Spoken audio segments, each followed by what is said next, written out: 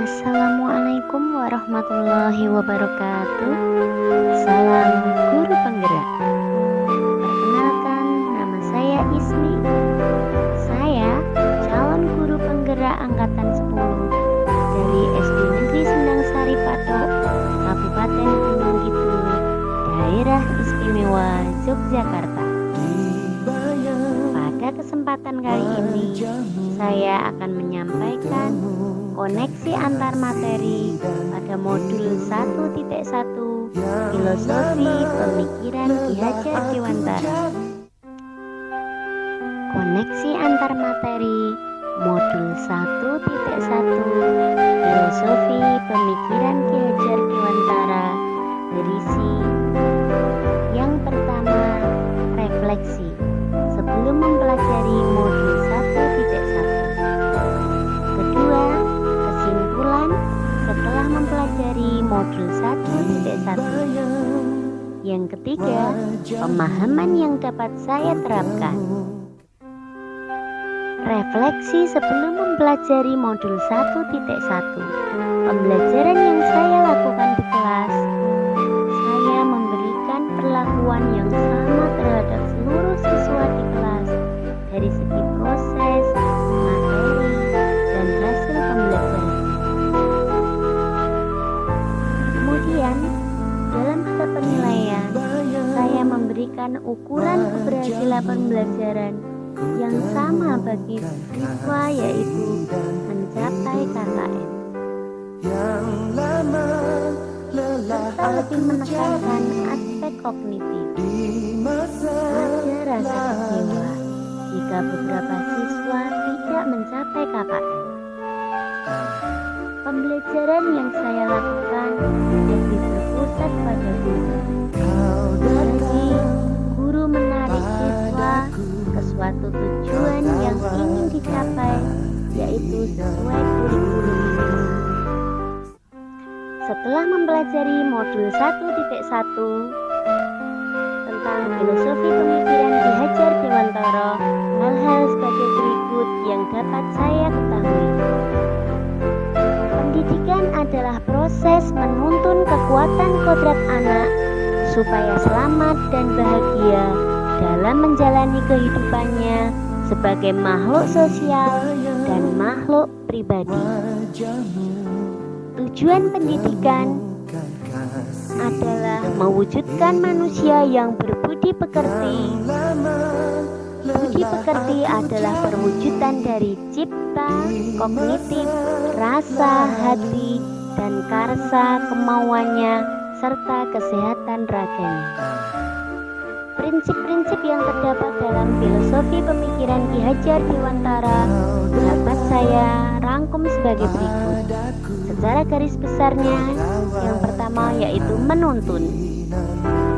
Kedua, filosofi pertama. Kemudian yang ketiga, menghamba pada anak. Yang keempat, bukan tabula rasa. Kemudian yang keenam, kodrat alam dan zaman. Prinsip-prinsip yang terdapat dalam filosofi pemikiran Ki Hajar Dewantara dapat dijelaskan sebagai berikut. Yang pertama, menuntun.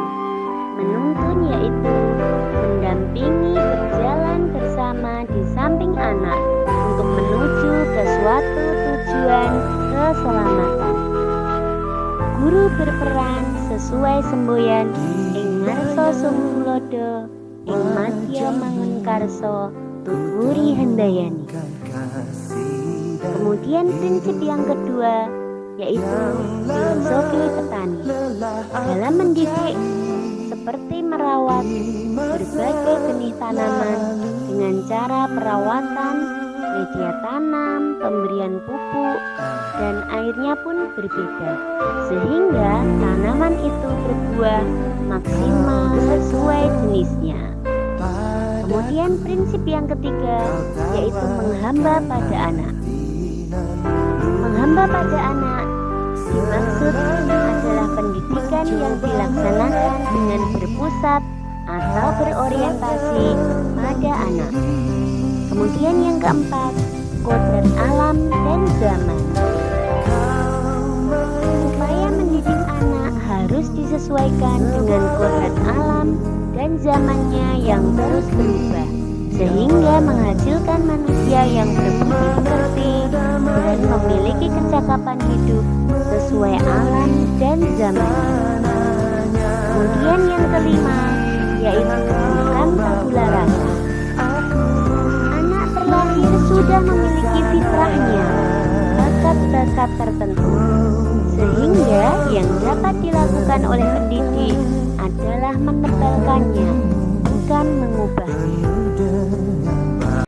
Bapak Ibu guru hebat, seperti yang kita ketahui bahwa dunia pendidikan terus mengalami perubahan. Adapun prinsip-prinsip perubahan dalam pendidikan sesuai dengan filosofi pemikiran Ki Hajar Dewantara dapat dibedakan menjadi 3. Yang pertama yaitu kontinuitas. Kontinuitas berarti perubahan harus sejalan dengan akar budaya di suatu masyarakat. Kemudian yang kedua yaitu konvergensi. Konvergensi adalah setiap perubahan menuju satu titik memperkuat nilai-nilai kemanusiaan. Yang ketiga yaitu konsentrik. Setiap perubahan harus menghargai keragaman anak. Setelah saya mempelajari modul 1.1 tentang filosofi pemikiran Ki Hajar Dewantara, terdapat pemahaman yang dapat saya terapkan di kelas. Pendekatan kegiatan pembelajaran berpusat pada anak yang dapat diimplementasikan di kelas sesuai kondisi sekolah kita masing-masing. Ide atau gagasan yang dapat dilakukan dalam memperbaiki pendidikan di kelas agar sesuai dengan filosofi Ki Hajar Dewantara diantaranya yaitu 1.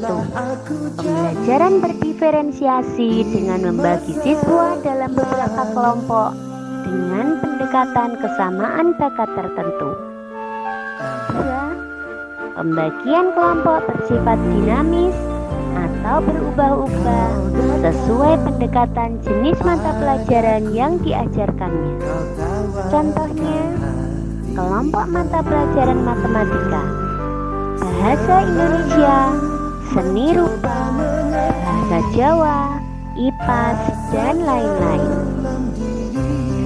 3. Guru merencanakan konten materi, kegiatan, asesmen, atau produk pembelajaran yang bervariasi, berdiferensiasi menurut kelompoknya.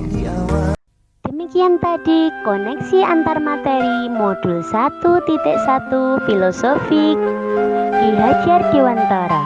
Semoga bermanfaat. Salam guru penggerak. Bergerak, bergerak, dan menggerakkan. Wassalamualaikum warahmatullahi wabarakatuh.